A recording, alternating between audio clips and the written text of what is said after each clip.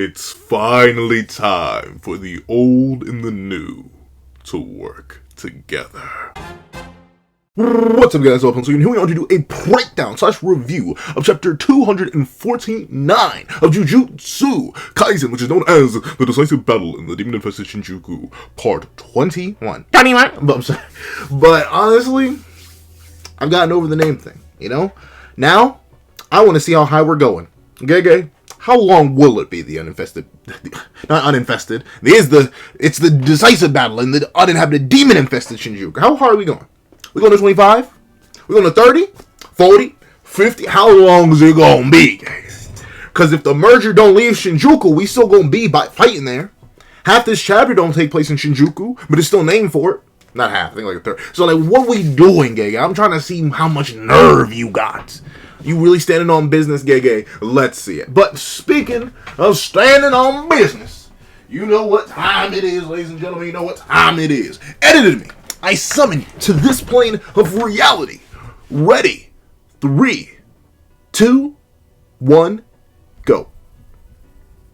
What's up, guys? That guy with a pencil here. Fun fact, I do happen to have it on me and keep it on me at all times. And another fun fact, Mr. OKKOTSU.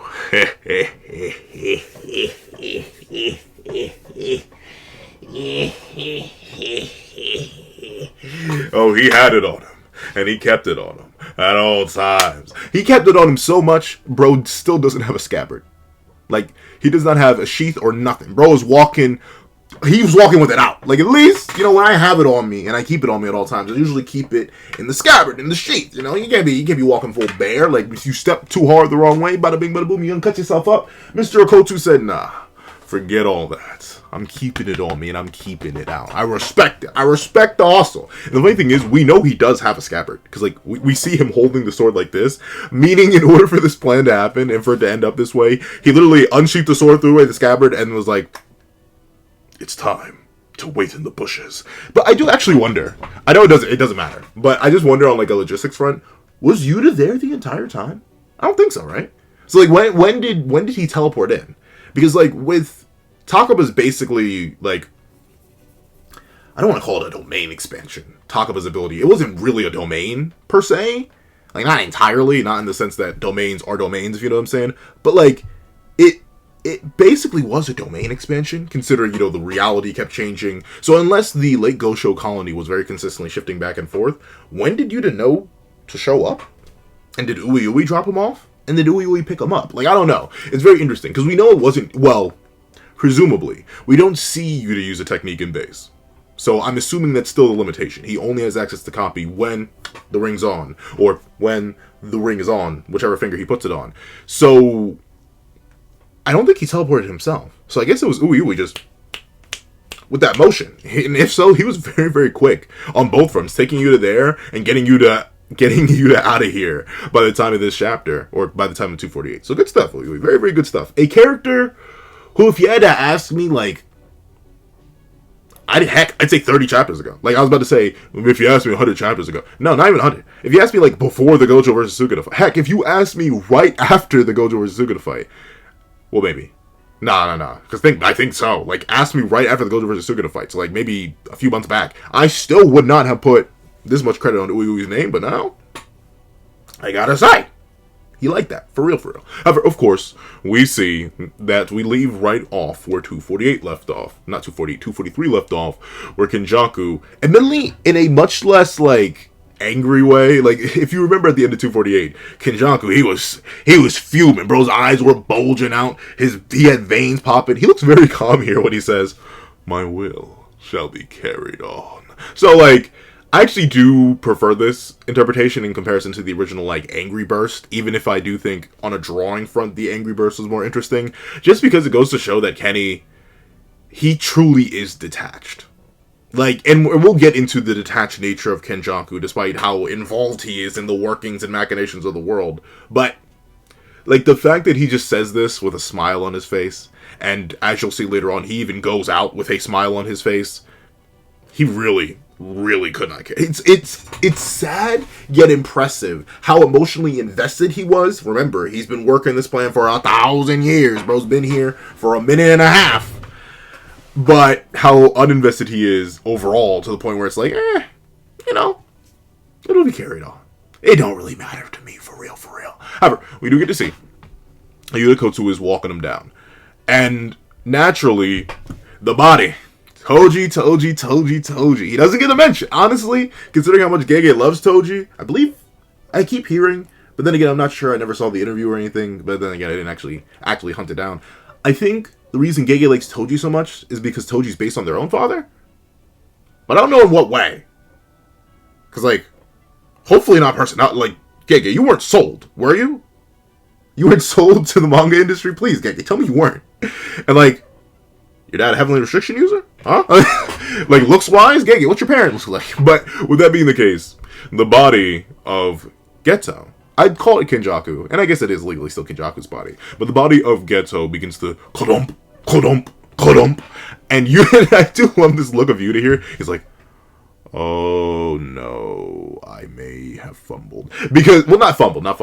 I've grown soft on Yuta, so don't worry. We'll get into that. If you've seen the spoiler discussion and you're leaving to this, don't worry. I'm gonna show out my local cheeks. But I'm gonna be a lot gentler on Yuta because he ain't deserve it all. He ain't deserve all I gave him in the spoiler discussion. I was a little bit too harsh. However, I do love the look on his face. He's like, oh no. It's kind of like all those meme reactions. If it wasn't a 3/4 shot and it was like a full like y'all know that Miles Across the Spider-Verse meme where it's just him looking like it might as well be that as Kenny's body goes to kadump, kadump, kadump. And we see that Yuta immediately, I'll give him credit, he was quick and active on this response. He immediately yells, Rika! Riku! As he goes, just as I thought. Oh wait, what was that voice? Just as I thought, Kenjaku lost control of his cursed spirit manipulation, which means they're all about to bust! Okay, not like that. But interesting that Yuta says lost control here. I'm interested to see what the translation goes on. But then again, he's assuming, right? Because we don't actually know when Geto got at the end of JJK 0. We never see the after effects of that. There's no real, like, burst of cursed spirits or anything. But that's mainly because in JJK 0, Geto had burned everything on the Uzumaki. And all the other curses were already wilding out everywhere else. I believe in Tokyo, and I forget the other battleground that was on. Maybe it was the Demon-Infested Shinjuku, Part 35. But regardless, that was already a thing. So we never got to see this in action. And of course, Toji himself was like, hey, I don't know what those things will do, so I'm going to leave you alive. Thank you, mommy and daddy. And then he kicked Geto across the face and left. So this is the first time we see what would have happened if Geto did perish while still holding cursed spirits inside of him. Admittedly, I get, like, you just can't show the scale. Because I'm guessing the reason this deluge of cursed spirits seems so, like, I'm not going to say tiny, like, we'll get to it, but, like, relatively speaking, the fact that this is all that Kenny had in him, I have to put a pause on. It's Kenny. I don't have to put a pause on anything. Whatever. But the fact that Kenny had what feels like so few cursed spirits in him is I'm not going to say whack, but a little unexpected. But at the same time, he could still have millions or thousands or hundreds at least. Like, and the reason I say it seems so little, for a massive burst of cursed spirits, this doesn't even look like it could be like 200. It really don't. Like, for what I was expecting. But at the same time, he did release a whole bunch of cursed spirits for the Culling games. So maybe he did just have a lesser arsenal on him. So, I don't know. I guess I'll go with that. He just had a lesser arsenal. Because it does seem like a not minor amount. Like, this is clearly enough to cause havoc anywhere the spirits would have reached to. But when I was expecting Kenny to detonate with cursed spirits, I thought we were going to, like, it was just going to be, like, a whole screen. And they were just going to burst in a bunch of different directions. But we see that Yuta immediately calls Rika. Because he's like, oh no, I know what's about to transpire here. Which means they're all about to rampage. And hey, I'm not going to lie. As someone who's been, like, I don't want to say especially critical, and I'll put the grain of salt on this always, because there's a panel in this chapter which, even with the better scans, I'm gonna have to critique a little bit, but I'm gonna put the disclaimer here, and I'll bring up the disclaimer again. I am, in fact, that guy with a pencil. I could never be Gege. or any mangaka, think I could not be Togashi. Hiatuses and all. You would not get a chapter out of me. Maybe you get a chapter out of me every 15 years. I'll say that wholeheartedly and confidently. Your boy could never be a mangaka. So whenever I do critique, no, it comes from a place of respect and love and understanding that I am not that guy, nowhere near that guy, and will never be that guy.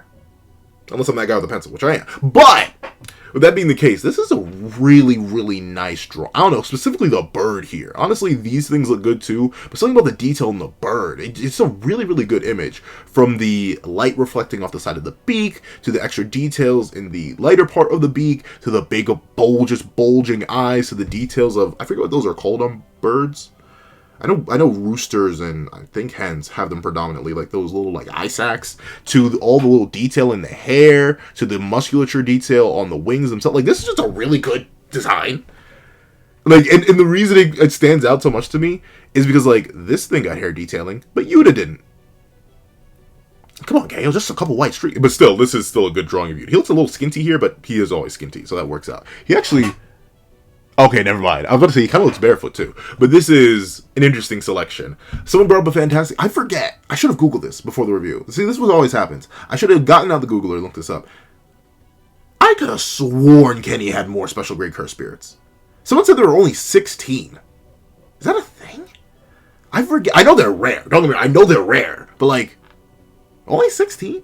Or at least, I was expecting some more crazy stuff to leap out of Kenny. Like, some crazy grade 1s or stuff like that. But, like, I don't know. These things seem like Megami could handle them. Or YUJI. Well, current YUJI's a monster. But, like, Megami or YUJI or any, like, of the students could handle them. But... we'll get into the idea of why this lesser amount of cursed spirits and everything that comes to this is a little underwhelming, and how it could have indirectly caused a bit of a fumble here or there. But we do get to see that Yuta OKKOTSU, he reels back and he starts swaying. Bro said, "You must have forgotten that I do happen to have it on me, and I keep it on me at all times." And he immediately starts slashing through cursed spirits. Once again, I do like the fact that it's just further being established. What's your special grade? Cursed spirits don't matter. Like, they're all charging him, and he just immediately cleaves straight through them. And once again, he's not coating his blade in cursed energy. Nothing. This is just Yuta swang. He's just, like a Beyblade, he's letting it rip on him, and he's just tearing them apart. He's going to... I don't think I can make a reference to that. I won't. But, like, he's tearing them apart, and I do love that detail with absolute determination and fierceness. And this is a good drawing of Yuta. I love the hair detail. I love his hair flowing in the wind. I love the beast rushing past him. I love the motion lines that show the force he's swinging with. How he cleanly, and I mean cleanly, cleaves through it to the point where the blade, it's like, there's no delay. It's a nice, smooth, buttery swing. Like, this is going to sound oddly specific, but if you ever use those paper cutters, right? Like those big... long paper cutters where you're supposed to be able to just bring it down and cut right through. I have to use those, and I have used those. But the thing is, it's really, really good with one, maybe two, pushing it 3 sheets of paper.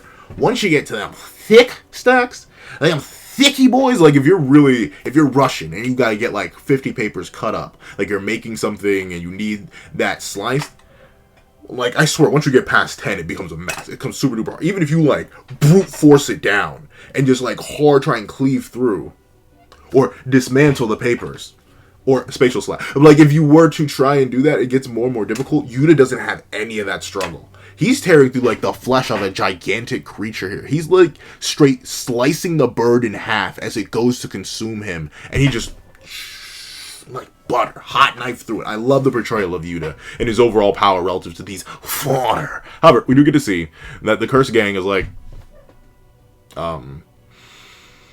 you do look mighty tasty. I ain't gonna lie to you, bucko. However, I smell something much, much better on the horizon. Goodbye, good sir. And they just all start to vacate. Admittedly, it's a little contrived, but it's for the cool visual. I'll take it. Why do they all charge in one direction on the bridge?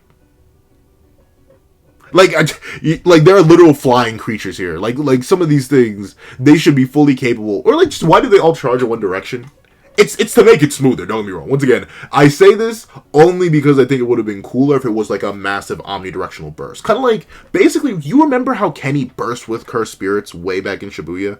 But I guess that goes to show this is an automatic prop. Then again, he does control cursed spirits here, so it's kind of weird and funky. Maybe it's just because the body's disconnected, so the body detonates in this way. But remember how Kenny like controlled the cursed spirits? Well, I guess that's the thing, controlled when he let them all out in Shibuya, and that led to the millions of curses getting released and all infesting all the different colonies and the killing game starting. They all burst omnidirectionally, like he just let them loose. Once again, Beyblade, he let it rip. For them to all charge in one direction, I think it would have been an even cooler visual. But don't get me wrong, this is still a very metal visual. Seeing the Queen of Curses being faced down by her endless subjects, coming in and just, why I order, and just slamming through them. Note, Yuta's using a blade. Don't get me wrong, he's still Himothy. He's herring through these, who knows, possibly high grade 2, grade 1, pseudo special grade tier curses. Obviously, he's still different. But seeing Rika with just her bare hands, unmanifested, start palming through them, and like, look at this. Splat, splat. They're all charging head first. They're like, we need to bridge. And they just, and Rika's like,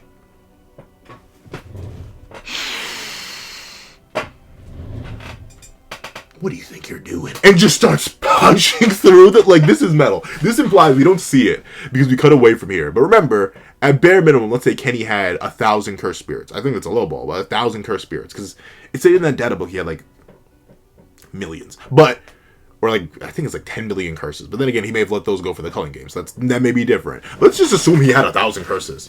In the little time that Kenjaku has to be dragged up by this cursed conglomerate, give pseudo birth to Tengen, do all this, Rika slaughtered thousands. Hundreds of cursed spirits with her bare hands while unmanifested. She's different. This is the thing is, I guess that's kind of what makes me so disappointed in Rika's later usage in this chapter, and it makes me hope she gets some more usage in 250 or beyond. I really don't like that Rika gets this amazing betrayal only to get one tap later. Not one tap, but we'll talk about that when we get to that. First things first, that's majorly applied here. What is this? Someone pointed out a fantastic point that this actually does look like the domain expansion that Kenny used. But like, unless he's Mahito, he can't be using a domain expansion. But then again, this, and obviously this isn't a domain expansion in the sense that like Yuta's not getting slammed by a sure hit. But interesting. Did he like store these curses in his head? Where was he keeping Tengen? Like, that's interesting. I wonder how this works. Because notably, it's not like it's not like his head is the top of this conglomerate, right? Like, it'd be one thing if, like, this spot right here where the arm is growing out of and holding Kenny by the hook head. Like, it'd be one thing if it was him just boom, put right on top. Like, basically like a pseudo head on a cursed conglomerate. But no, he's specifically being held up by his hair. So I'm interested. He's just, like, remote controlling these things that presumably spawned out of him, or maybe he just has some command over some of the curses that were released from his body. Interesting. However, of course, this is the moment that led to the moment 248, where Kenjaku's like, Kogane, not a rule. Transfer the authority to begin the great merger between Tengen and humanity to Fushiguro Megami. And, of course, Yuta OKKOTSU is like, Nani? Oh, there's the detail. Okay. So, yep. Like opium. Make me good. Unless so theories happen, and I'll talk about those theories in a second once we get to the big thing. But here we go. This is why high quality scans matter, and this is why slowly looking through chapters matter. Don't speed read, kids. Don't be me and miss obvious blatant details because the text kind of blends in. I did not notice this text in the quick review. I didn't notice it in the live reaction either. But you can check it over on Patreon for as little as $1 a month, or become a member for as little as $3 a month. Check out the 32-minute, or actually, I think it is 33, the 33-minute live reaction to this very chapter. But, also fun fact, you can become a $25 patron and or member to order any video you want from me. Literally, you can order whatever you want. Like, there's like 2 exceptions, and I don't think people would ask for them, because they're very, very specific. But like, you can become a $25 patron or a member, and you just get a video. Of whatever, like, it can't be like 5 hours long. Like, I'm not gonna break down Lord of the Rings, but whenever we talk about something, come patron, remember, $25. But putting the plug aside, the main thing here is that this is the definitive moment where Kenjaku adds the rule, begins the transfer, does all that. And we see his Kogane pop up and go, Roger that! Rule number 15, the authority to begin the great merger between Tengen and humanity has been transferred to Fushiguro Megami. So, that's just it. That's done. Very interesting how it happens, though. Because we see Kenjaku adds the rule, and then he gives us what may just be, especially with me now noticing Yuta's directly dragging Takaba's body here. He begins his final yap session. The end of the Yap Sama himself, as he goes, wouldn't least need some insurance. I've already had Sukuna undergo the succession ritual. What remains is simply him becoming the parent of the ritual via the culling game. And we see that Tengen in the reason a lot of people brought up to the domain expansion is, if you remember the domain expansion's name, it was blank blank perfusion. So it looks very, very similar. Look at what happens to Tengen here. Tengen is in the belly of this weird cursed conglomerate. I find it so funny because it looks like, oh, that is just a hand. It is a full hand. I'm going to say, it looks like Kenny's gesturing here, even though this is a completely separate hand. But we see that Yuta yells, Tengen-sama! As he noticed that Tengen-sama is popped out. And then we see Tengen, interestingly enough, they shrink even smaller. So this does kind of explain their teleportation thing. Because, remember, they were a full-grown cursed conglomerate creature. Then they got shrunk down. Actually, no, we see them at full size, again, in 220, I do believe, right before Gojo's released. But now they're smaller. They're kind of reduced to a 5-letter word that ends with Edis and starts with F. And then they shrink even farther down, like to nearly amoeba size. But notably, the 4 eyes are always present. Like, that is quite the visual. But then it zooms off. It bursts 3 from the belly and then runs away.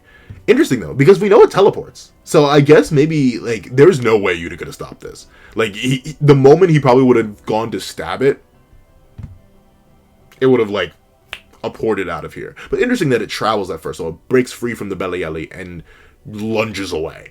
But with that being the case, we see Yuta does take the initiative here. And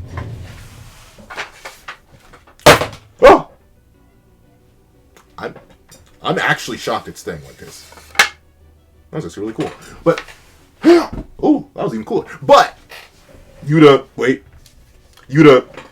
he lunges in. He drops Takaba's body and is like, I will defeat you. And he does, in fact, defeat Kenjaku. But once again, going back to my discussion about Kenjaku being so detached, bro does not stop yapping, even when he has a sword in his skull. He's like, I won't say I've had 1,000 years worth of fun, but I'm glad the one I got to play with at my end was him. Now, it's up to you guys. I'm sure it'll be fun. So, this scene kind of definitive. I ain't gonna lie. Admittedly, Yuta does drop Takaba's body, but it's easy enough to presume that Uyui just picked it up. Or Yuta just picked it up again, and then Uyui came and picked them both up. Like, I presume that this is removed, like Takaba's body wasn't left behind. Before, I didn't even notice. It's this panel right here that kind of slaughters any theorization, because Takaba's body's clearly safe here. Like, I don't think, even in his rush to get back to the other battlefield, with the transfer of Tengen for the merger being complete, I don't think Yuta, like, would have just left Takaba here or Uyui. He would have told Uyui, get his body. He's there. He made me sleep, or he's cooked. I don't know. Bro didn't wake up when I started dragging him. So, like, I do think that removes Takaba. So one of the biggest things that I was huffing copium for on Big Kenny, and I still got copium. I'm huffing. We'll get to the huffing in a second. But one of the biggest copiums I had was, oh, Yuta left Kenny behind. Or no, Yuta left Takaba behind, and he specifically poked Kenny through here. And if you remember, just based on how the brain is positioned in the famous shot where we see Kenny lift up Geto's head, essentially he stabbed Yuta where the mouth is. Or no, Yuta stabbed Kenny where Kenjaku's brain mouth is. Like, it's literally right in that area. Of course, Gege shrunk down Kenjaku's forehead a whole lot. Like, it's massive in that shot. But, like, remember, right around where the stitches are placed, where Yuta directly pierces into, there's a brain mouth there. And notably, we don't see him slash Kenjaku's dome open. So what I thought was going to happen before I further looked into the chapter, I thought, oh, Takuba's left behind. The brain is still mostly intact because Yuta very specifically, in a similar way to how Yuta went for the neck and not the head, he very specifically pierces Kenny's brain. He doesn't slice it in half. So since Kenny was able to do all this, talk, yap, control this cursed conglomerate, give birth and stuff like that, all while being just ahead, I figured, well, shoot, he can RCT this. He clearly has enough cursed energy left over. And then he can just hop out, scuttle over to Takuba, do a quick slice on his brain, and then hop in there. And then boom, we get Takuba Kenny. But presumably, this is meant to tell us that 1, Kenny had fun with Takuba, 2, Kenny is done, and 3, that Takuba's body was taken. So that's all there's any Kennycopium on that front, at least in my opinion. Of course, we don't see it verbatim. And if there's one thing Gege is very, very good at, it's using what we do not explicitly see on panel against us. Very consistent. Like, it's one of Gege's defining traits as a mangaka. At least from what my reading of Jujutsu Kaisen says, if you do not see it explicitly happen live on panel, it is very likely it will come back to haunt you later. It doesn't, like, every single time, whether it be from Nobara to Nanami to Gojo to everybody from Higuruma and onward, if you don't see it, there's a likelihood it'll come back and haunt you.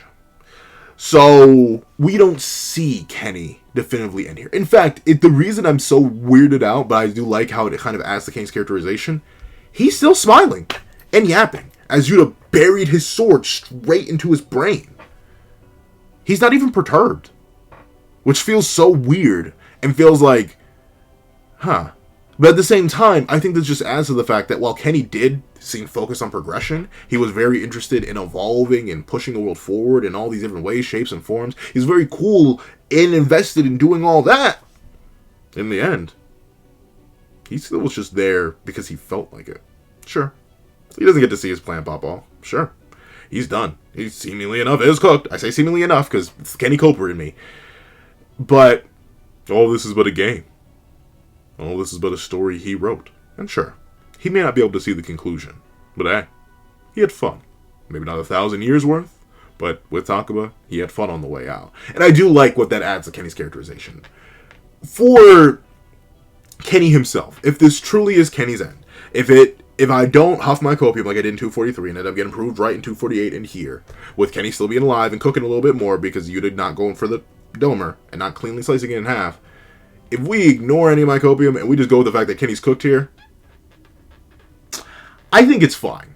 I think it is fine. Like, notably, I still think, and I know all the Sukuna fans are going to be like, Prince, you need to stop. And I know, Kenny's more interesting than Sukuna. Even after Sukuna's character development in 248, I just find Kenny's motivations, goals, ideology, and desires way more interesting than Sukuna. I'm not saying Sukuna's boring. I like Sukuna. I like Sukuna a whole lot. I still don't have him as my favorite character in the series. Heck, I still don't have him as my favorite villain. But, like, Sukuna's very, very interesting. 248 helped that man out a lot in terms of my general enjoyment of him. But, like, Kenny's still more interesting. Doesn't mean I'm, like, nettled with Gege. Like, oh, how dare you take Kenjaku out of the narrative like this? Like, I'm kind of like, how dare you take Kenjaku out of the narrative like this? But fine. You want to end this here. You don't want to do certain things with Kenny anymore. And sure, there's definitely some loss potentially. Like, essentially having no closure for Choso is embarrassing. Like, we sacked a special grade sorcerer for Choso to hopefully get some closure with Kenny. No. Given to Yuta. Yuji and Kenny. Mother and son. That was a whole dynamic that we got a hint of exploration of at the end of Shibuya, and then Kenjaku's actions through saving Yuji's friend directly from, I believe it was Sendai's colony. Real good stuff. No more further exploration on that. No Kenny flashback.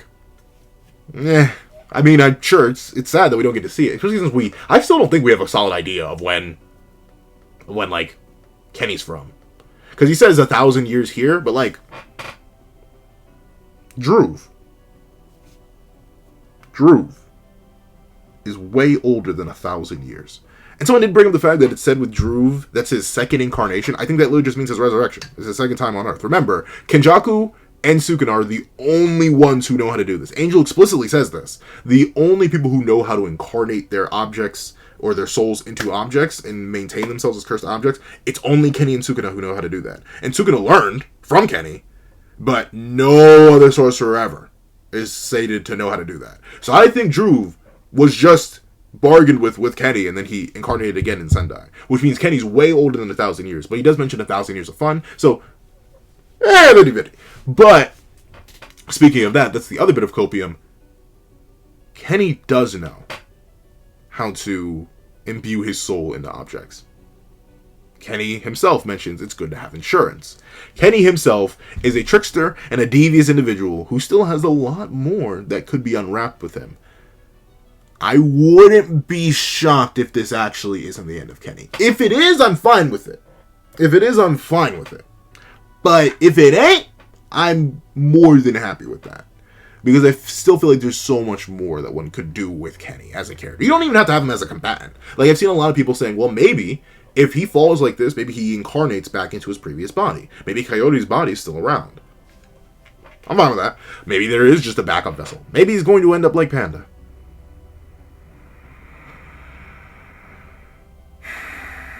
And a cursed corpse.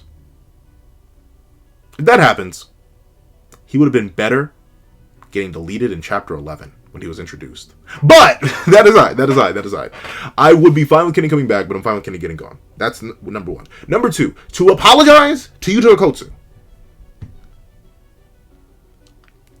And I'm still a little bit annoyed that bro did just, especially since Kenny started speaking at the end of 243. Like, he literally has a whole conversation with Kenny instead of, like, there's no reason to. I'll give Yuta in this chapter in particular a pass. I will give him in this chapter in particular a pass. Oh. You good? I'll give Yuta in this particular chapter a pass because right at the start, right after Kenny says this, the body explodes with all the cursed spirits, and it's Yuta's job as a special grade sorcerer, and especially a Yuta OKKOTSU special grade sorcerer, to take care of the cursed spirits primarily and make sure Takawa's body is safe. I can excuse all that. I can excuse Kenny getting this far away. Once again, Yuta just didn't know. No one knew how this was going to work. No one had seen the mechanics. They had theorized about it, clearly, but no one knew. So I can give Yuta a pass on all that. And people brought up a fantastic point. Yuta may have been in shock. And thusly, that's why he was so off guard and admittedly, it is kind of just a case of yapping. Like, there's no reason from this point on that Yuta just, ! Watches Kogane do all this, lets Kenny yap a whole bunch, then says, Tengen-sama, and then after all that, pierces Kenny's dome piece. There's no reason. But at the same time, not only could Yuta have been in shock and surprise, because stuff that I'll talk about in a second, but also, if I had to be real with you, someone brought up a extra fantastic point. It's fine for characters to be dumb if it makes the plot better. It's fine for characters to not act optimally if it'll make the plot more boring. Sure, could Angel have fried 15-finger Sukuna and saved Megami? Absolutely, we wouldn't have gotten Gojo versus Sukuna in the current state of the manga right now. Story would have ended in chapter 214. Or 213, I forget which one. I always forget. The Jacob's Ladder, despite me consistently going back to that section of chapters, I always get the numbers confused on what actually happens there. I want to say it's 214, because I think 216 is when Ryu gets got, and before that it's Yuji and Maki versus Sukuna, and then before that it's Jacob's Ladder. But with that being the case, that could have happened then. Story can happen. It could have happened way back when in Shibuya. When Gojo, he could have stalled out long enough to make sure that Kenny didn't steal him immediately and then have the box effects take over. Heck, he could have just slaughtered all the cursed spirits there. He only went for transfigured humans in Shibuya. When he could have exercised Jogo. He could have exercised Mahito. He could have well, maybe not Mahito. Mahito's weird. Because maybe, I don't think if you remove Mahito's head, But his soul was damaged by a limited void, I guess, as we know. Whatever. Mahito's weird enough. But, like, he could have exercised Choso, admittedly. You know, that would lead to trouble later. But he could have exercised all them curses. He could have taken 2 steps forward in Shibuya the moment he noticed the prison realm spawning behind him. He could have done so many different things there that would have optimized the narrative. They could have slaughtered Yuji in chapter 1 because he was the vessel of the King of Curses. Like, there's definitely different ways that the story kind of needs to have characters be dumb to progress. And this is one of them. The reason I don't think I like it too much, even still with that logic, is just because I know Yuta's smarter than this. He's better than this. Like, he's not the, like, especially Yuta OKKOTSU, right? Like, no matter what issues going on. I don't really have issues with Yuta. I just like other characters more. But issues, let's put it in that way. Despite what issues I have with Yuta, the man's been on business. Standing on it since round start. Ever since his fight against Geto, man has never hesitated. Bro, he hesitated against Yuji? Well, a little bit. He didn't summon Rika immediately, but hey, whatever. He was caught off guard by Yuji. So, bro stood on business against Yuji. Bro slaughtered 6 people. Remember that. It's hard, it's easy to forget, but he slaughtered 6 people. In the Culling Games, slaughtered Druve, slaughtered Karushi, and the timeline still doesn't add up for the whole points excuse on Ryu and Uro. But regardless, bro's on business. Standing on. Permanently. So, the fact that he does this, it makes it kinda sad to me. And same thing with the whole not going for the brain thing. A lot of people brought up the fantastic point that, hey, the reason Yuta didn't go for the brain is, 1, also characters can't always act optimally, or else the story can happen. And 2, because we see with Hanzanoki, Gege very clearly set this up, you disconnect the neck from the rest of the body, disconnect the brain from cursed energy as fuel for RCT, then RCT can't happen anymore. Wonderful. Beautiful. Fantastic point. If you disconnect the top half of the brain from the body, then it will also not be able to perform RCT. Like, there's no reason. There's no in-narrative reason for Yuta to have not swung higher. There ain't one. Especially since we know he watched the Shibuya footage, the Mechamaru footage, and saw Kenny very specifically lift up his head and reveal that he was a brain to everybody. And we saw Gojo also realize that he was a brain to everybody.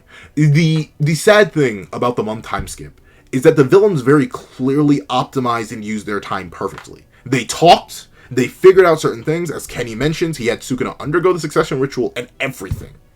They clearly maximized the month that Gojo Satoru gave them. Our cast and crew didn't.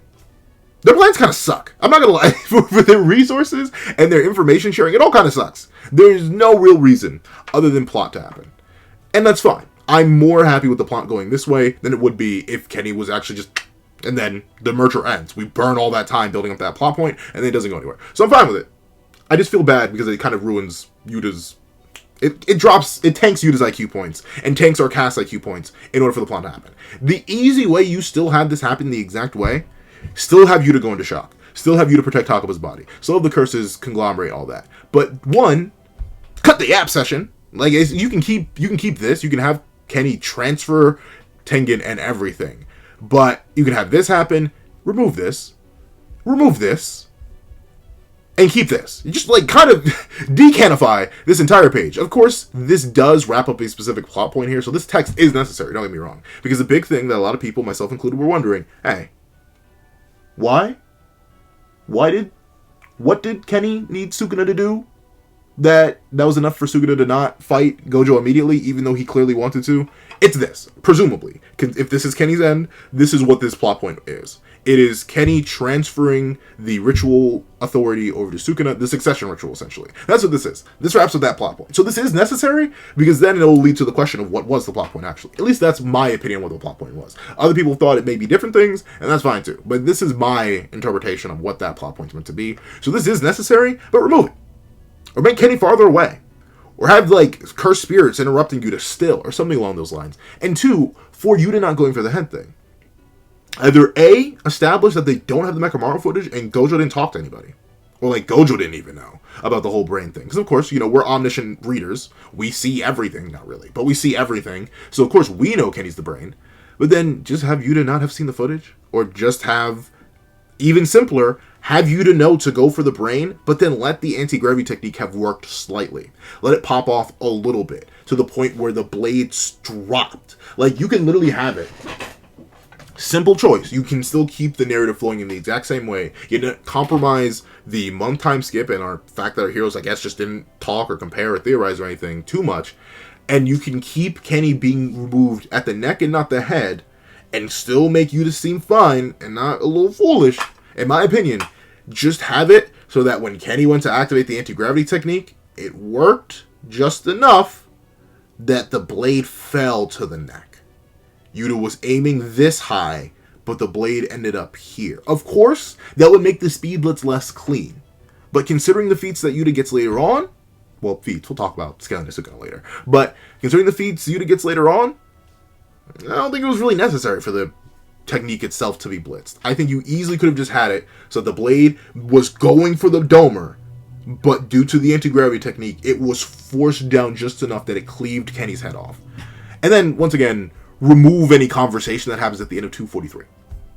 Make it so that there literally is zero downtime for you to just pierce Kenny's head, or slice it in half, or summon Rika to crush it, or anything like that. Then, you get to keep Yuta's integrity, you get to make Kenny seem really, really smart, really, really fast, really, really speedy and devious, and you also don't make it feel like the heroes didn't use their time, that like a whole month's time, to prep at all. You make it seem like, oh, they did, but the villains just had an ability that was pre-established that made it difficult for them to utilize their prep time all too well, such as the gravity technique. That's, in my opinion, how you fix it, and then that removes all the problems. But, Yapology aside, Yap session aside, it's fine. It's fine. Alright? We good? We good. Next, we must talk about the battle between the Blessed, the King, and the Queen. And why I like a lot of it, and on the other hand, I'm like, I'm in on some parts of it. But number one, let's see, is there anything else I want to tackle here? Nah, Baby Tengen. Yeah, I think I've hit everything on this point. So we can move on to the second half of the chapter, the main part of the chapter, the decisive battle in the uninhabited demon-infested Kenjaku, part 21. The Blessed versus the King versus Rika, or the Queen. The Blessed. It's so crazy to think that this guy's the third strongest in the first. Like, bro, look at the pout. He's like, I love Yuta for the fact that he's still so baby, but the fact that he's so baby just makes it all the funnier. Sukuna, he's making a funny face here.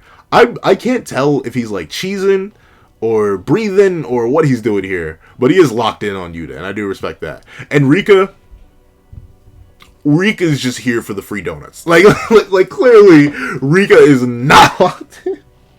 I don't know, there's just something so hilarious about Rika just...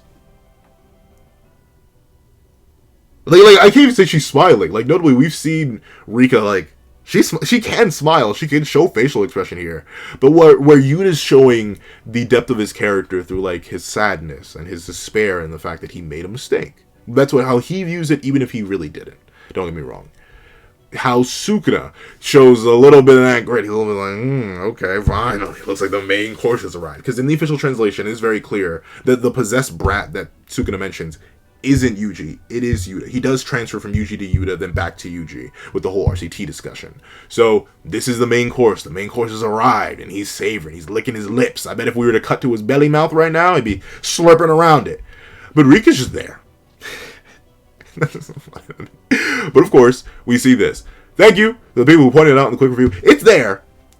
The thing is, though, and I'm going to say this carefully, of course, watch me say this, and my device immediately starts screaming. I have my computer on the lowest brightness setting, and I have everything else closed in order to make sure it doesn't scream. Because I hate when it screams. It sounds awful in the audio. And I hate using hum reduction in my editing software because it makes me sound weird. I don't know. I'm still trying to figure out audio stuff. So I try to do everything in my power to make sure the computer doesn't scream. I have Bluetooth off on the computer. I have audio off on the computer. I have everything down to 0. The only thing is, I can't turn the brightness all the way down or I literally can't see it.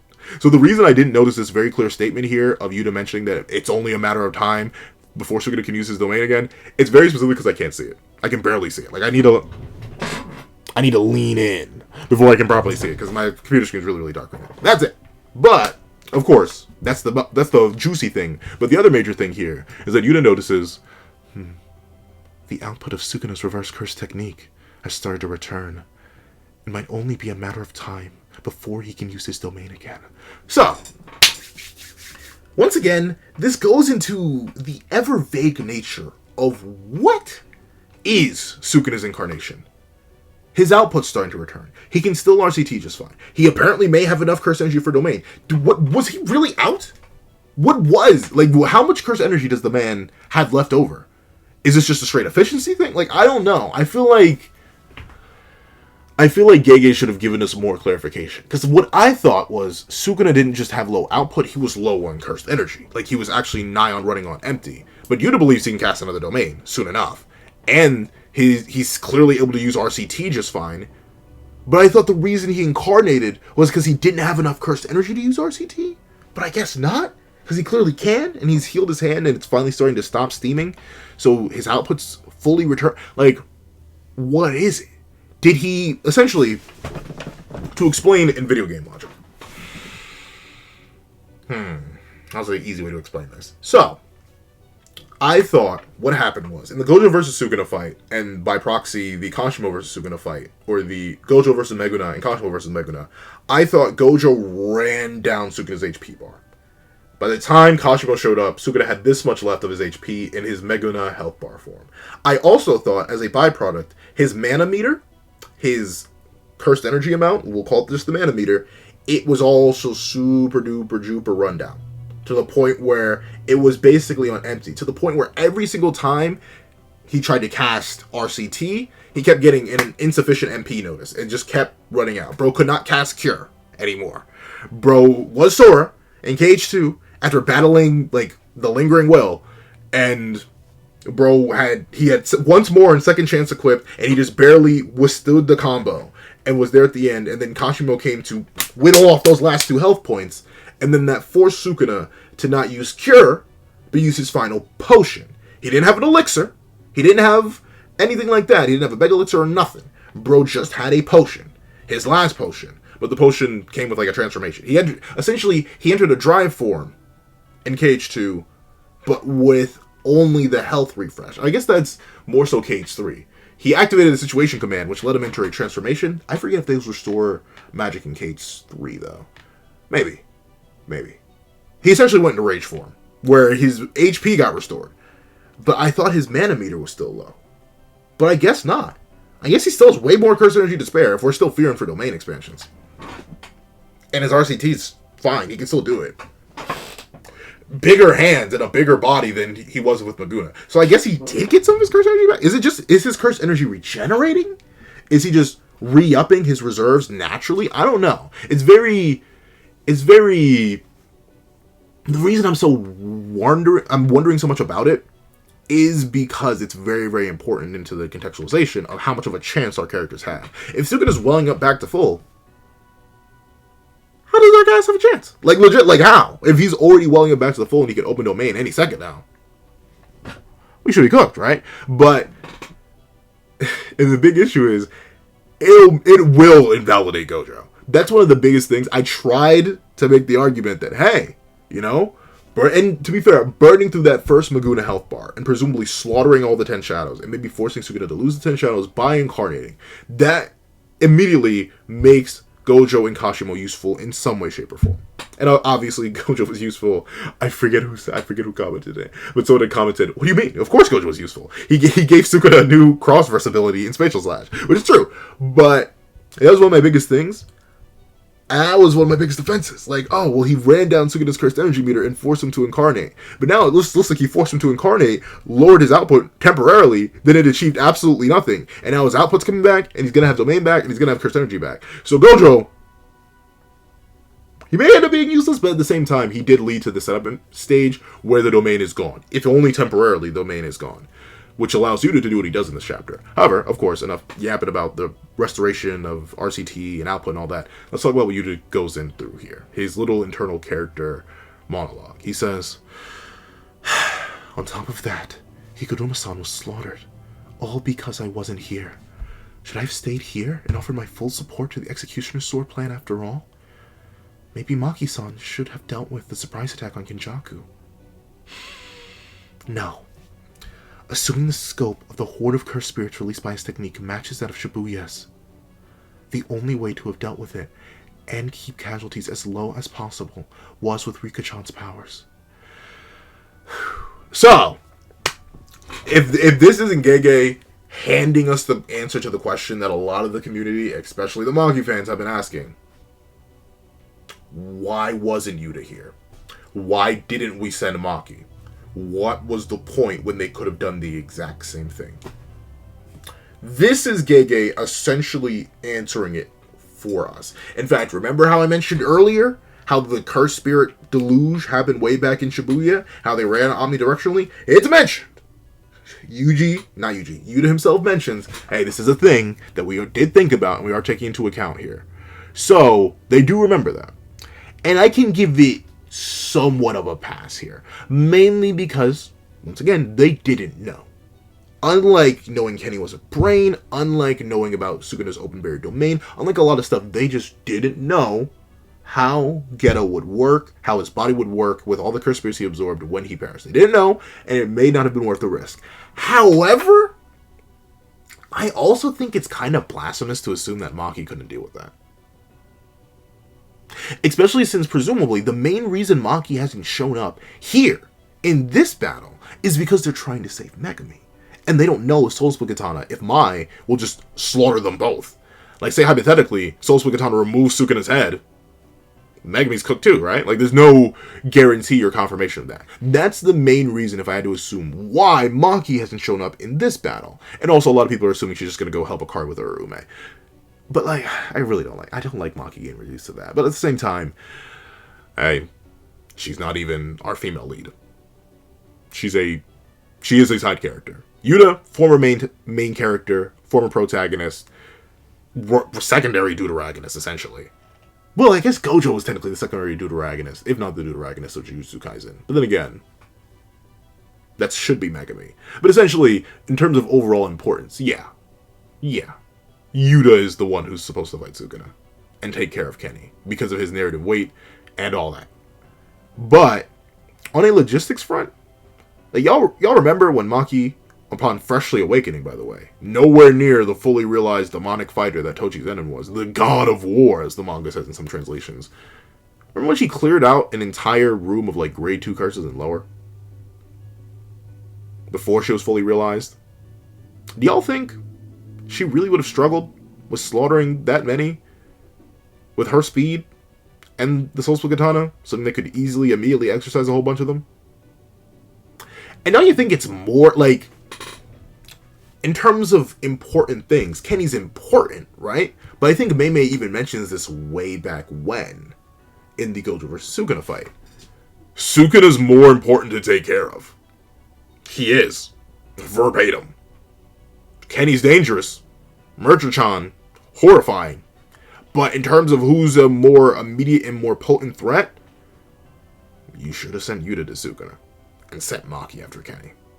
I mean, like, once again, and it would have the same effect, but at the same time, plot may not happen. Because if Yuta's here, based on what Yuta does in this chapter, and what's implied that he's able to do with his domain and stuff like that, with the lack of an effect on a certain somebody, it's likely, very, very likely, that you could sack the people. This sounds so bad. This sounds awful. You could sack the people that would have perished to Kenny's cursed spirits. Number one, because the Culling Game barriers would still be up anyway. They would still be up. Meaning that the cursed spirits would be trapped in the Gosho colony. They would not be able to leave the Lake Gosho colony. For one. And, or whatever colony they're trapped in. But for two, not this is one finger, but for two, it don't matter. You get rid of Kenny. That's the main thing. That's the main hobby you gotta get rid of. And then just bring Maki back. Have her run back if it's really that necessary. So I still think they should have sent Maki, but I understand the excuse that Gege uses here. Though, I more see meta-narrative reasoning. Like, beyond narrative. In narrative, no reason not to send Maki. No reason. I'm not falling for that Jedi mind trick, Gege. But, out of the narrative, you send Maki and you keep Yuta here, then Higuruma's plan may have actually worked. If Yuta's there adding pressure, seemingly enough, a genuine threat to a playful Sukuna, if Yuta's there adding pressure, I can see Higuruma getting a pokey poke on Sukuna's side, in his belly, in his neck, and like I can see it happening. And if that happens, story ends quicker. Can't do that. If this happens, and in a certain way, we give Maki, who's less important, I hate to say it, I hate to put it that way, but a character who's much less important than Yuta, we give her a dub over a major villain. It's okay to give Maki and Hikari dubs on characters like RYOMEN. We can't give Maki, a side character of side characters, a dub on Kenjaku, one of our main antagonists. We can't do that. We can give it to RYOMEN. Heck, who knows? Maybe Maki will end up clutching up against Sukuna, but at least right now it's not looking that way. Unfortunately, I'm seeing more and more and more into the Hikari and Maki jumping RYOMEN vision. Unfortunately. But with that being the case, there are levels to it. And unfortunately, Maki is just not on that level. So I can understand the meta-narrative reasoning why, but in narrative, I still think the excuse is a little flimsy. But I do like the character conflict it causes for Yuta. We'll get into that. We see that Sukuna is about to get jumped. And does anyone else think he looks young? Does anyone else think he looks a little babyish here? Not like babyish. Like, he's not like 12. But in terms of like appearance-wise, he looks really, really young to me here. I don't know why. Just something about his look here. He seems so young in comparison to how he's usually drawn in images like this. Like, he honestly looks younger here than he did in Megumi's body. When we get a very similar image to this when he's fighting Yorozu, when the liquid metal covered him. I don't know, it's interesting. And also his marks are drawn weird here. They aren't, I don't think they're supposed to be boxes. Aren't they supposed to be like arrows or something of the sort? Or like at least curved or something along those lines.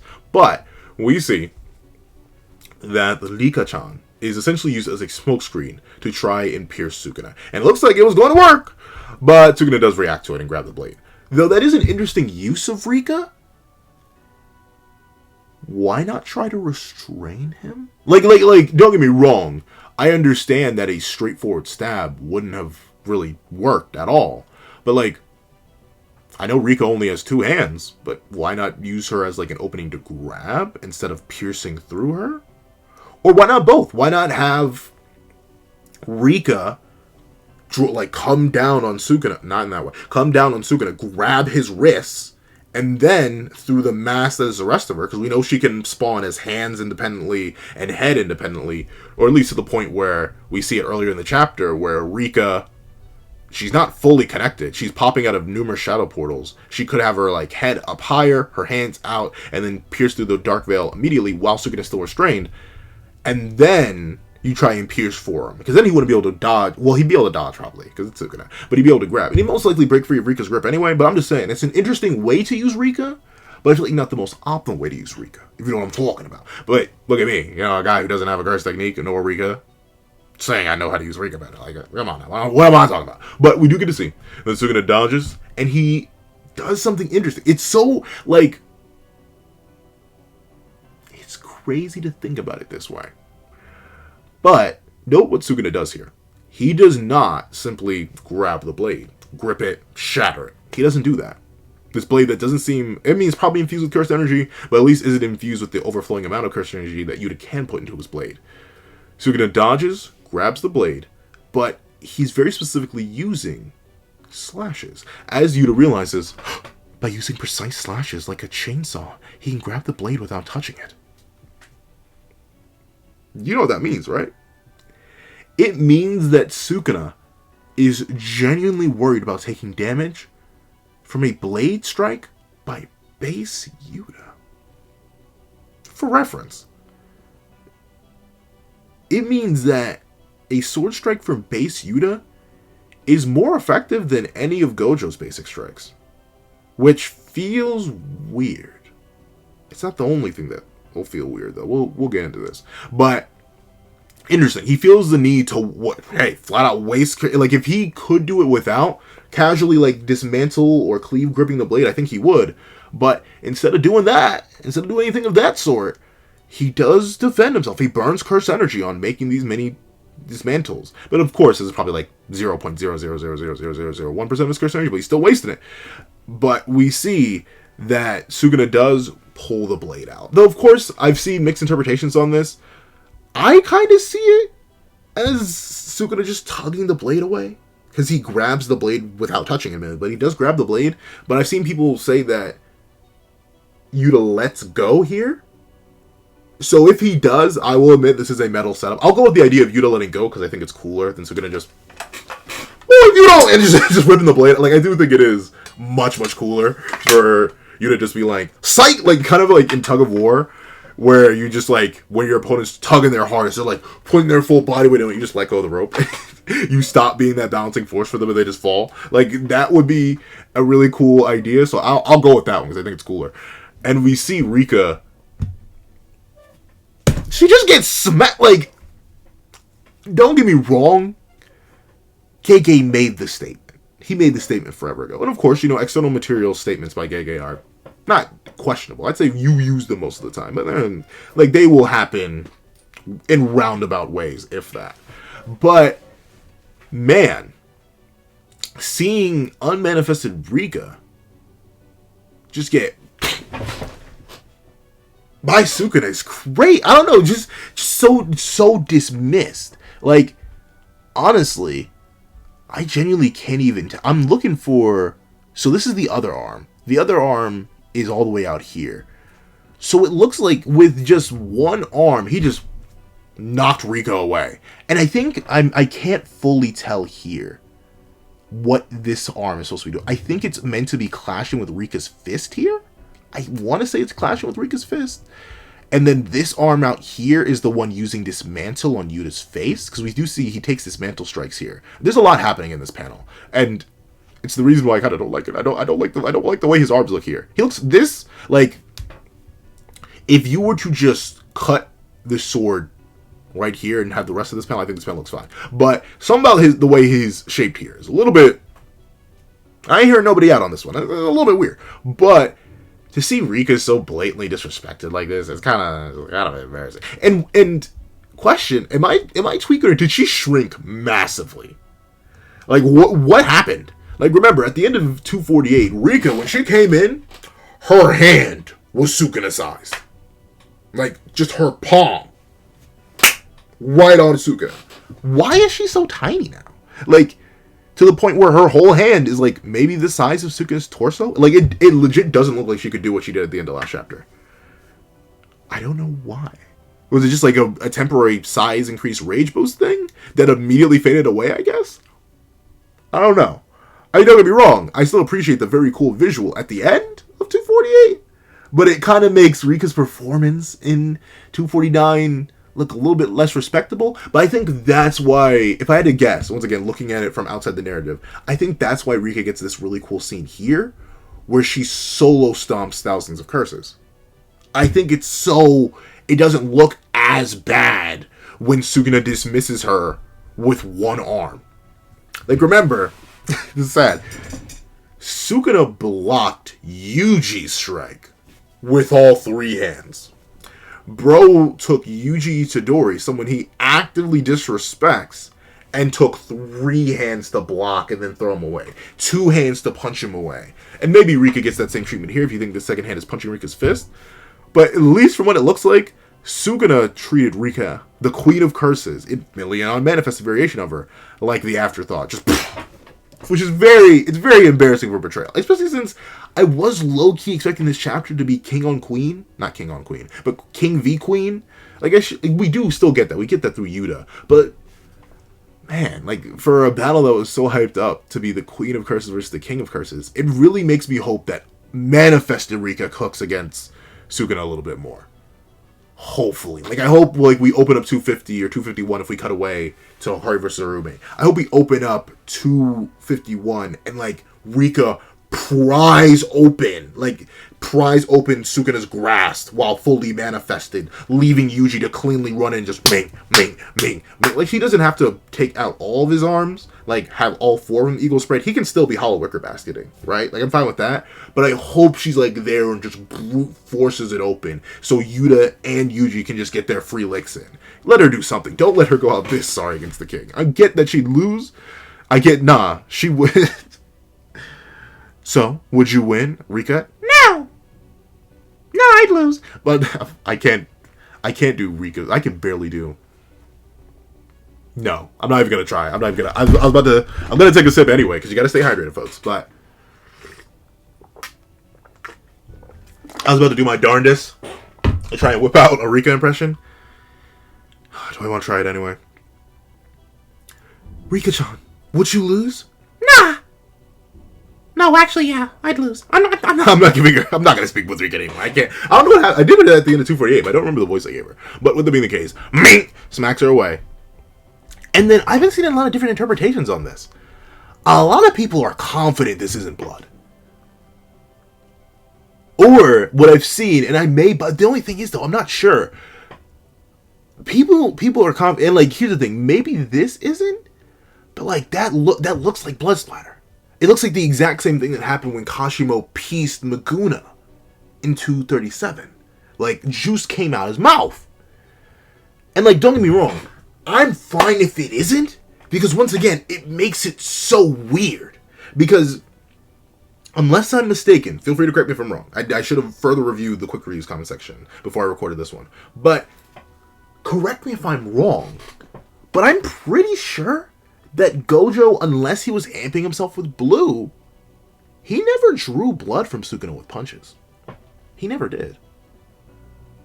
And it was fine, because he could then reinforce himself with blue. But essentially, the reason I'm so shocked and bamboozled by this is because this is base Yuta punching and seemingly drawing juice from Sukuna.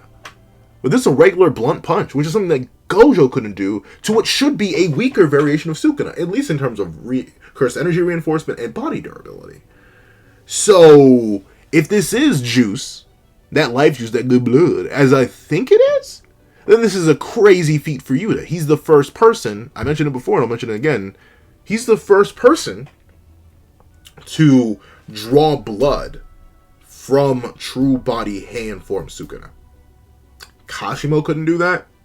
Higuruma couldn't do that. He drew blood in the sense that Sukuna cut off his own hand, but I wouldn't say that really counts, because that's Sukuna doing damage to himself, and he pierced Sukuna technically. Hey, still no blood. So Yuta, first person to strike Sukuna and actually make him bleed a little. On some Batman v Superman type beat, where Yuta said, "Do you bleed?" And then Sukuna was like, "Really, kid?" And then Yuta was like, "You will." And he ended up doing it from a regular punch too. It's crazy. It's genuinely insane to me. The only reason I would be completely fine with this just being an outlier or something else isn't just the fact that it seems weird and would make base Yuta with regular punches stronger than Satoru Gojo, but also, skipping a bit ahead into the chapter, he slams Sukuna dead in the face, presumably just based on how it looks. Like, it looks like Sukuna lowers his hand in time here, but then again, maybe it clashes with his hand. Essentially, Sukuna, from a spatial manipulation Duraneg attack, like thin icebreaker, that slammed directly on his face, he got like a little cut. Maybe, kind of, sort of. I thought in the spoiler discussion that this was his eye here, fully blacked out, but no, both of his eyes are fine. So he just took a bit of damage and is healing it off. And that's from like thin icebreaker, from full power Yuta, who has a 120% technique buff, or a technique buff in general, while inside his domain. That thin icebreaker did only that much, which is still good, right? Like more damage to Sukuna, but just this regular punch versus sword-imbued, domain-amped thin icebreaker, the damage is not damaging properly. So I'll go with the idea that this isn't juice. If you want to say this is juice, base Yuta is even crazier than he was before for when he shot in Kenjaku. Bro may just be stronger than Rika, flat out, because we see that the belly does, but Rika is completely ignored. But then, Yuta does grab his blade back from the stunned Sukuna, like, how dare you punch my belly mouth? And he swings, but Sukuna kind of just... honestly, I don't know about y'all, there is no cooler weave to me. I know a lot of people love, like, the slight step backwards weave. Like, whenever someone swings or kicks for you and you just slightly move out the way. My favorite kind of dodge is a duck. Because it's so much excess movement that it feels disrespectful. Like, sure, dodging just barely, like, it's super cool in movies where, like, for example, an attack will be coming and a character will right out the way. Like, the Matrix popularized it with Neo dodging Agent Smith and all the numerous splagatters that were launched at him. But there's something even cooler to me just about a character not barely dodging, but like straight just ducking out the way. It's so much cooler to me. We see him do that. And Rika, from downtown, comes out with a whole vending machine. Rika, where'd you steal this from? Where are y'all that you got a whole vending machine? And then this interaction happens. A really cool visual, too. I do like this. We see, as Sukuna dodges, I think, this is a feat for Yuta. He dodges the cleave/dismantles that Sukuna goes to hit him with. Like, you see them activate over here. Oh, wait. Maybe not. No, these look like dismantles, though. Because I'm about to say, maybe it's this here? Maybe it's this girder thing? Sorry, I'm getting real close to y'all. How y'all doing today? But, like, maybe I'm tweaking? Maybe these aren't just, but they look like them. And no, we see the girder here. So I think this is just Yuta weaving dismantles. Because I would say cleave, but like cleave can't activate unless he's touching something, unless he's cleaving air itself on some like spatial cleave type beat. I think he just went to aim some dismantles at Yuta, and Yuta he full body weaved. Like Sukuna still stayed in the same spot when he ducked Yuta's top swing, but no. Sukuna swung for Yuta, went to go cleave him apart, and Yuta just full body moved out of that. Bro did a near 90-degree turn away from that. And I do like how it appears that Sukuna just dismantled the vending machine before it could even hit him, which is really, really cool. I do love the fact that he just, boom, just sends it apart with a casual wave of the hand. And we see that while all this is cool, Sukuna is still very clearly doing just fine. Because we see him clash with Yuta again, in a very similar vein to before. I still don't think he's using Dismantle or Cleave here, but I think he's just imbuing his hand with Cursed Energy, and he just clashes with Yuta, once again, making things like this weird. I don't know, it's so strange. And I know y'all are like, Pencil, you gotta hop off the power scaling tip, bro. And I know, I won't though. So, it does feel weird to me, little inconsistencies like this, where one time Sukuna needs to use Cleave and Dismantle to safely grab Yuta's blade, which implies that base Yuta with his sword could actually damage Sukuna. But then we get this moment right here where base Yuta swings with Sukuna, and Sukuna seemingly takes no damage from clashing with Yuta's sword regularly. And of course, we see Sukuna casually knock away an unmanifested Rika, who I always thought was stronger than this Yuta, but then he presumably, seemingly enough, bleeds from a hit from regular base Yuta punching him in the belly mount. I don't know. But then we see him casually go bar for bar with Rika here again, and no-sell Yuta, who's wielding a blade this time. So it is strange. But still, whatever, we'll take it. And we see that I think he uses Dismantle on Rika's arm here, because this does look like a black slash mark. This doesn't look like an SFX. So we see that Rika is able to tank the hits, and Yuta tanks the dismantles just fine too. But we cut back to Yuta's internal character monologue. We got a little bit of fighting, but we still got to go back to Yuta as a character, as he says, no, those are all just excuses. And I love how he's locked in. He's generally like, He went from to But Sukuna, who went from he went to like he's genuinely having real fun with Yuta. He's smiling at him and everything. He's like, okay, kid. Okay, you put your dukes up, and you're duking it out with me. Respect. Go ahead, get it. Like, I do love how Sukuna just seems, kind of like a proud father, or older proud father or proud mother. He's like, oh yeah, that's what I meant to mention. Kenny literally gave birth again, and technically, Sukuna's gonna give birth to. I don't know, that's so funny. Like, upon realizing what Kenny said here, I've already had Sukuna undergo the succession ritual. What remains is simply his becoming the parent, and he swallowed Tengen, meaning he's gonna have to birth Tengen out. Like, he could presumably pop Tengen out the belly mouth, so it's not gonna be like an additional birth, but still, all the allusions to birth and rebirth and the word that ends with MB and starts with WO, like, all the allusions to that, and Kenny. So essentially, Sukuna and Kenny were male seahorses. Sukuna currently, like, Yuta, are you really okay with attacking a pregnant person? Like, Sukuna's pregnant right now. He's ruminating. He's ruminating Tengen inside him. He's your sacred Tengen-sama. Sukuna's currently holding him. Don't be so mean to him. He's preggo. He's very, very preggo, Yuta. Chill out. But of course, we see that Yuta admits, I mean, it's to be fair, he's wrong. Like, even with what I say and every critique I give, as you can probably tell by my reformation and reflip and respeak on Yuta, I do think he isn't actually wrong. I think he did do the right thing for the most part. It's just that he made mistakes, and there were, minor mistakes that weren't in character form. It was just the plot needing to progress in a certain way. We see that Yuta says, I wanted to slaughter Kenjaku myself. I brought about this whole situation. It's all my fault. That's why. Domain expansion.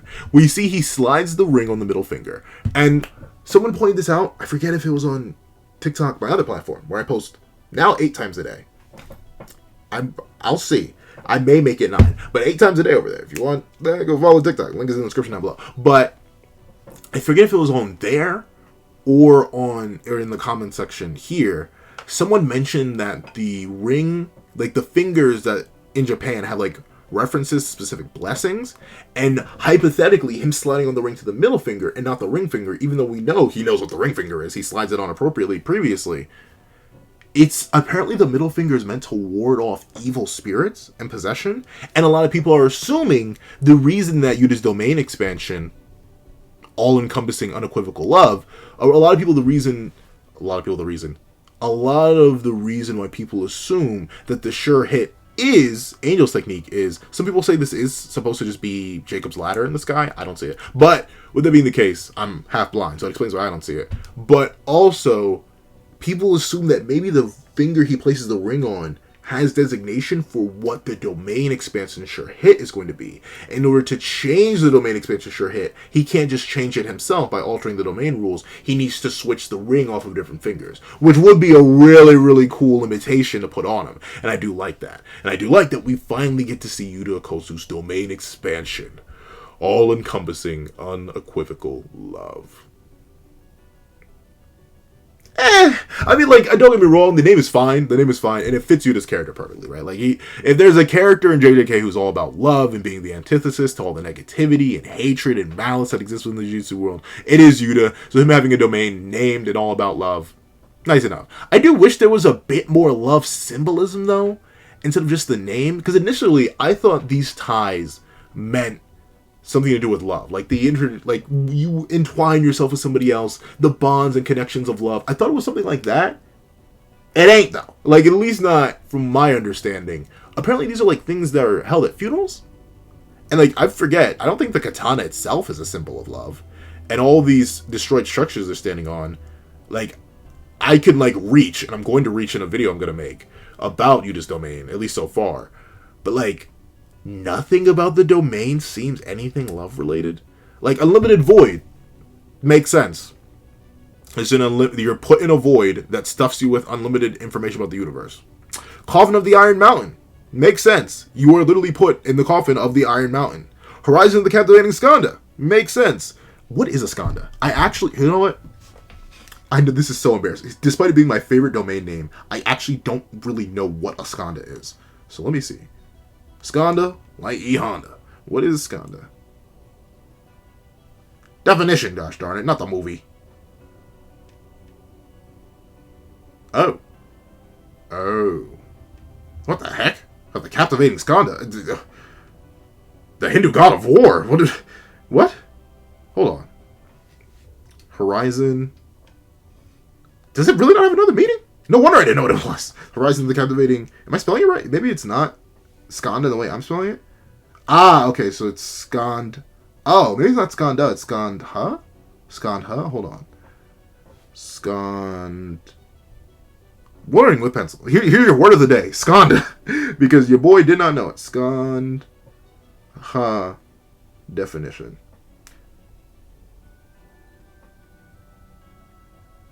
No. Yeah, I have no idea what Skanda is supposed to. At least it's not popping up easily in Google. 5 transitionary periods of body, mind, element, volition. Alright. But, at least Horizon and Captivating, we see a Horizon in Dagon's domain. Malevolent Shrine, we see the Malevolent Shrine. But, all-encompassing unequivocal love, nothing about the domain, nor its symbolism, unless you reach. And by reach, I mean reach. Has anything to do with love. Which is a little bit weird. I mean, I guess it's there to fake you out. I don't know. But it is still cool. And I love the detail that since it is the separate pocket dimension, both of them fall into it. They're both suspended in midair for a moment on some Looney Tunes logic. And then they fall to the ground in this domain expansion. Really, really cool. However, we see that Sukuna plays no games. He's like, nope. I don't trust you, kid. You seem like the... Like, I do love that, though. Sukuna doesn't even gamble it. Because, like, hypothetically, bro could have risked it. Bro could have tried to go for like a spatial slash or something. He could have done something. Because remember, I think it's a...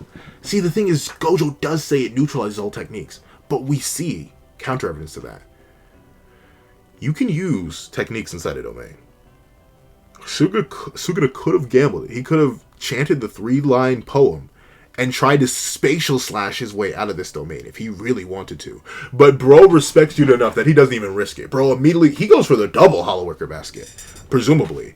Because I don't know why he would class twice when he could just class with the lower hand. But he goes for the double hollow worker basket. Bro does not play the game. Interesting he doesn't go for simple domain, because he should know it. Sukuna's smart enough to know that. He's seen it in action enough. Especially recently from Kusakabe. So interesting he doesn't go for simple domain, and the reason I say that's interesting is because we see that you can fight in simple domain. Like you don't have to stay still like you do with Hall Worker Basket. You can fight, you can move. We see Yuki do this and we see Gojo do this. Of course the domain breaks down after a while, but Sukuna would be able to re-up it very, very easily. So interesting that he goes with Hall Worker Basket. Maybe he's just traditionalist. He's like, I don't want to use that new technique. Hall Worker Basket. But interesting. However, we do get to see that Yuta OKKOTSU wastes no time. I love the motion in this panel. I love the lines on Yuta. I love the blade being drawn. And I love the look of determination and seemingly raw fury in his eyes as he reels forth, comes out, and boom! Decks Sukuna. This is admittedly a little bit weird. He never unclasped the lower hands, which is good. He's keeping up Hall Worker Basket. But I can't tell what happens here. It looks like Sukuna blocks it with, like, the brunt of his forearm, like, right here. That's what it looks like Sukuna blocks it with. But then, does, like, Yuta go higher or something mid-swing? Because then it looks like the blade may kind of sort of be blocked by here, which would imply that maybe Yuta dragged the blade up Sukuna's arm here. But then, when Thin Icebreaker comes out the clutch here and causes this massive detonation, it somehow hits Sukuna's face. I don't know. Did he not block it? Did he block it? I don't know. It's strange. I don't know. There are some things in this chapter which are very, very vague due to the composition and kind of just make me ask questions. But hey, questions are good. Allows me to break stuff down. However, we see, finishing up with Yuta's character decision, he's like, that's why I'll bring an end to it all. Here and now in my domain. For 5 minutes. Presumably, he doesn't mention the 5-minute time limit, nor does the narrator, but presumably he does have 5 minutes here, so he's gonna have to wrap this up quick. And we see that Sukuna, he's already healing, when he's still holding up that hollow worker basket with this devious little girl on his face. He says, according to Fushiguro's Megami's memories, the cursed brat's technique is supposed to be copy. They plan on keeping half my arms and... But you see what I mean there? See what I mean in terms of, like, reviewing and taking the information and using the month to prepare well? Sukuna reviewed Megami's memories. He knows Yuta's technique. And I don't even remember Megami. Megami didn't exist in Zero. And presumably, Yuta immediately ran off. Unless Yuta was openly snitching about his technique. Why else would Megami know that? It makes less sense for Sukuna to know, or for Megami to know, and then for Sukuna to access Megami's memories to know about Yuta's copy ability, than for them to not have told Lily about the open barrier domain. Yuta to not know to go for the brain since the brain is the real body, not Kenny. Like, or not Geto's body. Come on. But that aside, we see that Sukuna explains their whole new plan. They plan on keeping half of my arms and mouths busy by forcing me to constantly maintain Hollow Wicker Basket. Otherwise, I'll be struck by the domain sure hit effect. Most likely Angel's technique. And which is, even if it isn't hard confirmed, I can't tell. Someone said, I feel so stupid though, because now that I know I was just flat out wrong about not noticing this text here. Where is it? Where's the text? Not noticing this text here, because I was reading too quick and I wasn't paying attention. Someone does say you can see Jacob's Ladder. But I don't see any of the effects of Jacob's Ladder. Like, in fact, the top of the domain is dark. Unless you want to say the light here is supposed to be Jacob's Ladder. I don't really see it. And if it's a sure hit, it wouldn't be Jacob's Ladder. Or at least it wouldn't be Jacob's Ladder visually. It would appear on Sukuna, so I'm not sure. But Hey, if Yuta does have Angel's technique, good stuff. Good stuff. You know, I'm more than happy that he got at least one of the techniques I want him to get. He probably doesn't have anything else, though. Or if he does, I hope he pulls it out. I hope he does whip out some new stuff. But we see the reason he may not is because in the domain, Compy seems liberated from all restrictions as well. But I don't know why I said that. But this plan actually hinges on the Jiggle Master himself. From 239, it's finally revealed, or at least hinted at. The brat and his soul-seizing punches. Huh. He'll come to try and tear me from Fushiguro Megami's body. Well, aren't you happy now? You've finally been given a role. New and old, the two main forces go on the attack. Yep, YUJI, who looks, he's also pouting here, which is funny. But YUJI and Yuta and Rika, who's also here for moral support, all go to jump Sukuna. So, that's the end of the Chapty Dapty. And I ain't gonna say, yes, the chapter's worthy. As you can likely tell, whatever issues I had from the spoiler discussion have basically perished. I'm disappointed that I didn't get what I wanted. But that does not allow me to knock points off the chapter. The chapter's a 10 out of 10. Especially, like, if I just pretend my annoyances don't exist because they're very specifically tailored to me.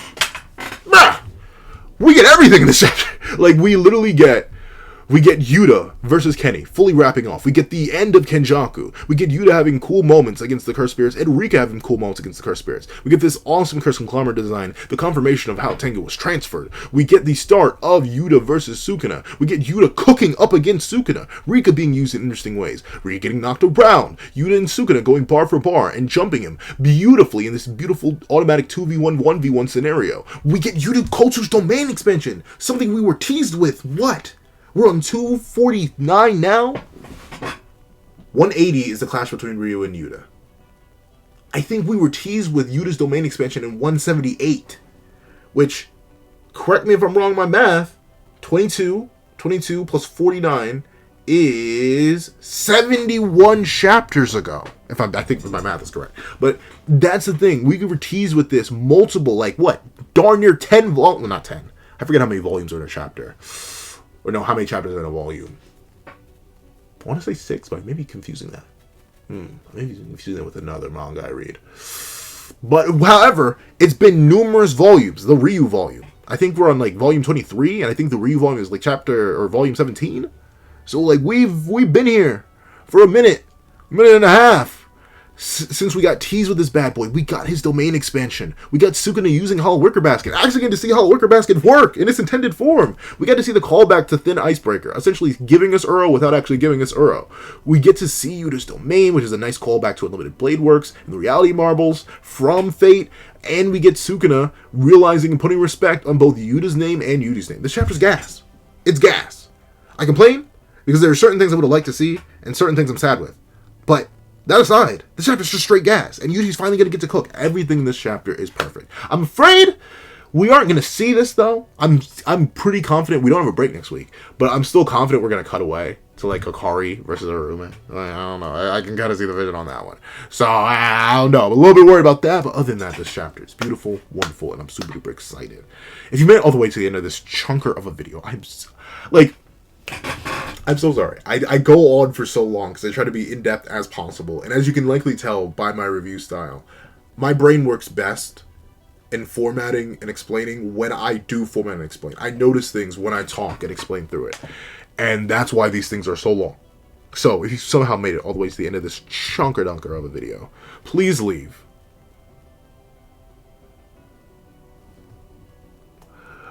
the blessed curse.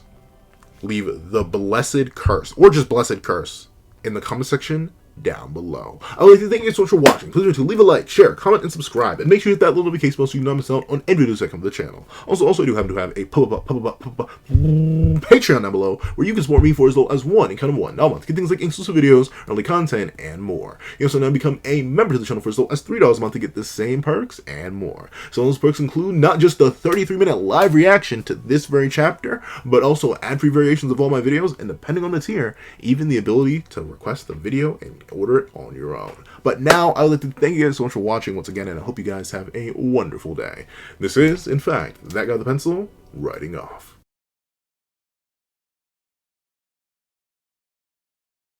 I'd like to give a thank you to our $3 members, Recliner Plays, Red Wolf 4765, Greyhound, and Atkins Void. I'd like to give another big thank you to our $5 patrons, Victor, Sean, RNG Master, Midnight Gemlord, Metal Solid Crisis, Kevin, Igneal, and Demix LND. Another scrumptious thank you to our $7 members, Autumn, Mornings, Lazo, and Sick Addiction. And I'd like to give another hefty thank you to our $10 patrons, Robbie Uchiha, Joaquin, Idemokami, and China Doll 09. And I'd like to give another gargantuan thank you to our $25 member, Alex Ice Rose. And I'd like to give a thank you, an amazing thank you to our $25 patron, Calvin Elder. And another thank you to our next $25 patron, eHack1. And a final thank you to our final $25 patron, Stira.